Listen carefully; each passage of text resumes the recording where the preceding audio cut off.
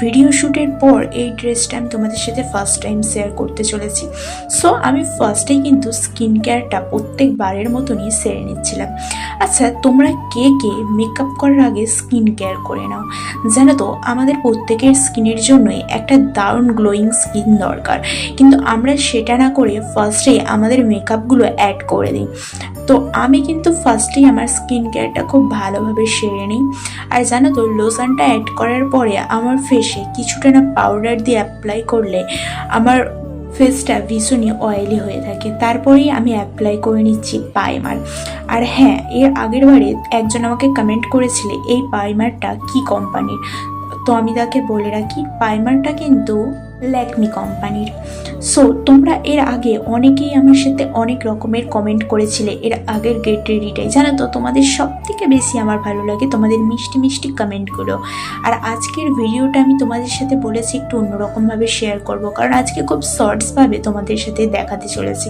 দেখো, ঝটপট আমি আমার ফেসে সিসি ক্রিমটা অ্যাপ্লাই করে নিলাম। করে নেওয়ার পরে আমি প্রথমেই চলে গেলাম আমার আইব্রোতে। যেহেতু আইটা ফ্লাক করা ছিল না, যার কারণে কিন্তু আমি আইটাকে ড্র করে নেব যাতে একটুকু অন্যরকম না লাগে।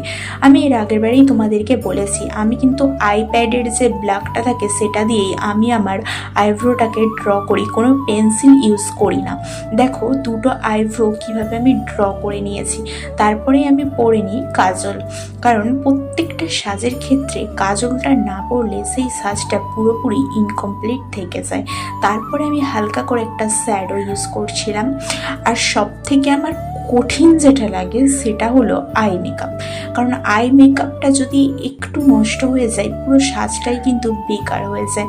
তো তারপরে আমি চুজ করি এই দুটো লিপস্টিক। আমার সব থেকে ফেভারিট লিপস্টিক এটা, যেটা দিয়ে আমি বরাবরই কিন্তু দুরকম কালার অ্যাপ্লাই করে একটা নতুন কালার ইউজ করি। দেখো, দুটো কালারকে আমি ইউজ করে একটা কালার তৈরি করবো। আর এই দুটো কালার ইউজ করার পর এই যে মিষ্টি কালারটা হয় না, এটা আমার দারুণ লাগে।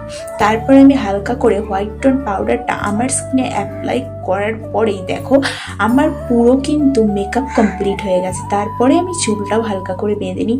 আর জানো তো, আমি আমার এই ঝটার বুড়ির চুলটা কিন্তু কেটে দিয়েছি। আর এই কানেরটা আমি পরলাম এই ড্রেসটার সাথে। তোমরাই জানো তো কেমন হয়েছে। তারপর আর কি ফিক্সার দিয়ে পুরো মেকআপটা সেট করে নিলাম। আচ্ছা, এবারে তোমরা বলো কিরম লাগছে।